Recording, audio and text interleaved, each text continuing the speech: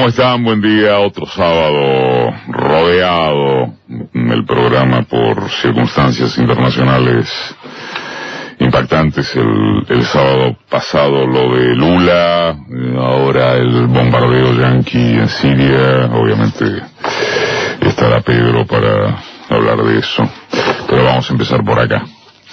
El impacto por el número oficial de la inflación de marzo, ubicada en lugar de privilegio por medios oficialistas y opositores, relegó, al menos por un rato, la serie de esperpentos judiciales que protagonizaron la semana hasta conocerse la cifra del INDEC. Es lógico que así sea, porque en los primeros 3 meses del año el gobierno se ha deglutido ya una mitad o poco menos de su meta anual. Por supuesto no van a decirlo en público, siquiera aproximadamente, pero de Macri para abajo todos son conscientes de que la pauta del 15% de inflación para 2018 ya asemeja a chiste de mal gusto. El ministro Duhovne,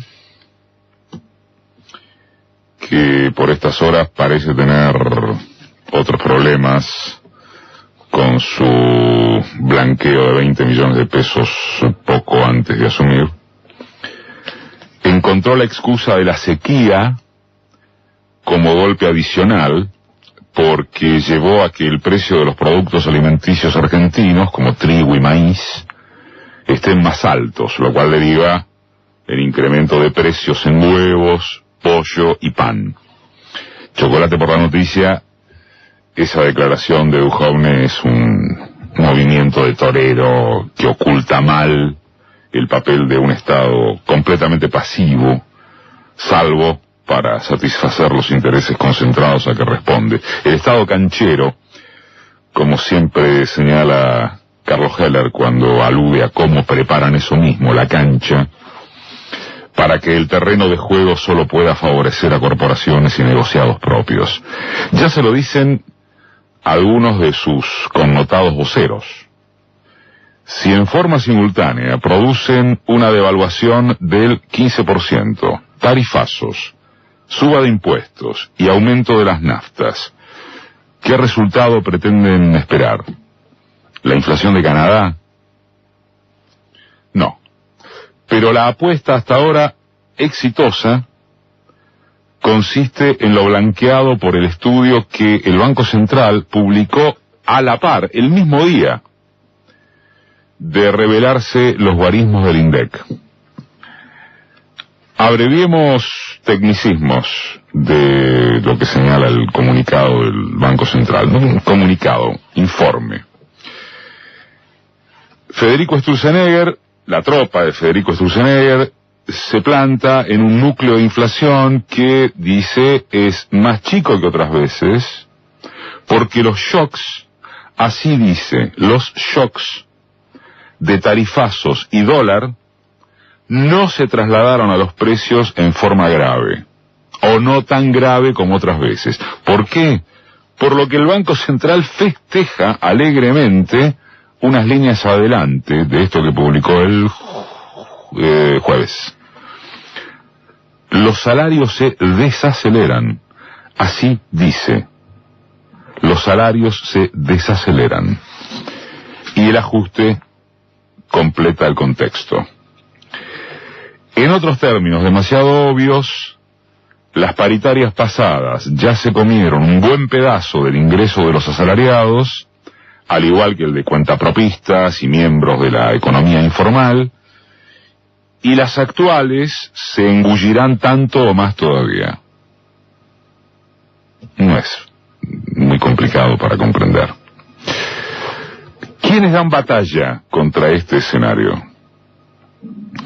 Los trabajadores estatales, representados mayormente en las CTA, los bancarios y unos pocos o cuantos sectores dispersos en áreas de conflictividad fabril, muchos de ellos en el interior del país, con escasísima atención mediática, por no decir nula. La CGT, sin cuya concurrencia es imposible trazar algún grado de lucha contundente, no existe a esos fines prácticos, o peor aún, muy buena parte de su dirigencia está cooptada por el macrismo.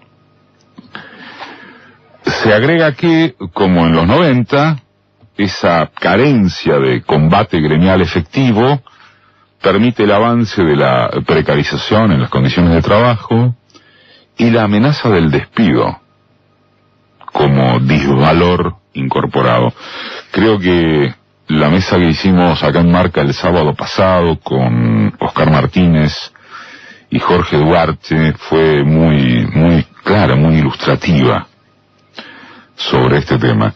Y es un dato sustantivo a la hora de entender por qué la lucha en general se ve disminuida, salvo por revueltas enormes como la generada por la reforma previsional en diciembre, o por concentraciones masivas como las que despiertan el 24 de marzo, arbitrariedades de la Corte Suprema respecto de los genocidas y el movimiento de mujeres. Todo lo cual es conmovedor, necesario y muy propio de una sociedad como quizás ninguna, con reflejos y minorías intensas, muy intensas. Ya se sabe, falta un ordenador aglutinante, más abarcativo, o abarcativo sencillamente, y en eso tiene su papel decisorio una oposición que no acierta en hallar el rumbo, el discurso, la sintonía con la agenda del deterioro. Así lo reflejan encuestas y relevamientos no publicados que muestran una bronca creciente contra el gobierno entre sus votantes de 2015 y 2017, pero sin que sepan a dónde ir. Por allí se filtra el accionar oficial con la forma de refugiarse, más intensamente si las papas queman, en la cantinela de la corrupción kirchnerista y de paso en el enjuague de la propia.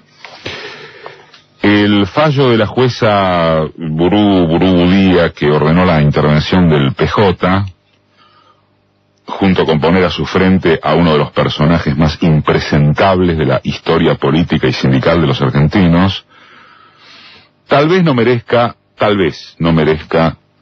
más consideraciones que tomarlo como de quien viene, en lugar de lucubrar grandes teorías conspirativas.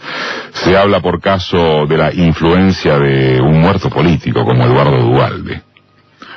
Igualmente, no deja de ser atractivo el chascarrillo de fantasear con qué habría ocurrido durante el kirchnerismo si una jueza hubiera dispuesto intervenir al partido principal de la oposición tras un dictamen en el que, entre otros disparates, afirma la urgencia de poner coto en una fuerza que viene perdiendo elecciones. Como tuiteó la abogada Graciana Peñafort, si eso fuera un criterio judicialmente válido, vayan imaginando lo que pasaría con el radicalismo y la izquierda. Intervienen al principal partido opositor, dice otra burla circulante en las redes. Basta, fuera Maduro, hay que invadir Venezuela, pero es el PJ. Bueno, es una decisión de la justicia que hay que respetar. Más serio parece que la investigación por las andanzas de la familia presidencial en torno de amnistiarse su deuda con el fisco al cabo de administrar el correo argentino haya sido trasladada a un fiscal adicto al macrismo, Germán Polichita. Vamos de vuelta con lo que no es imaginería. El procurador de Macri le pasó la investigación del negocio de la familia Macri a un fiscal que trabajó con Macri cuando Macri era presidente de Boca.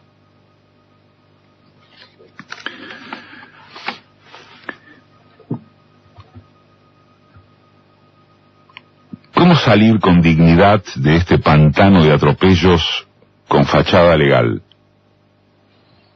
¿Qué reforma del sistema judicial se impone?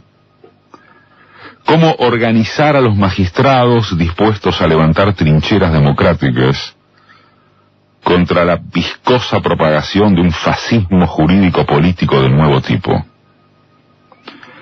¿Cómo reformar la enseñanza del derecho a fin de que las perversidades jurídicas no se transformen, por su recurrencia, en normalidades jurídicas? ¿Cómo deben autodisciplinarse internamente las magistraturas para que los sepultureros de la democracia dejen de tener empleo en el sistema judicial? La tarea es exigente, pero contará con la solidaridad de todos aquellos que nos sentimos involucrados en la misma lucha por la credibilidad del sistema judicial como factor de democratización de las sociedades. Este último párrafo, pertenece a la notable contratapa que anteayer firmó en página el sociólogo Boaventura de Sousa Santos acerca de la putrefacción del sistema judicial brasileño, expresada con el encarcelamiento de Lula mediante ese fallo casi indescriptible, en que el propio juez interviniente reconoció no tener pruebas materiales para condenarlo. Pasa que la alusión a Brasil podría no ser eliminada, pero sí integrada al conjunto. El fallo está enmarcado por lo salvaje e integral de la contraofensiva de derecha en prácticamente toda la región. La región donde ayer comenzó, en Lima, la 8ª Cumbre de las Américas bajo el lema de la lucha contra la corrupción. Fue Macri.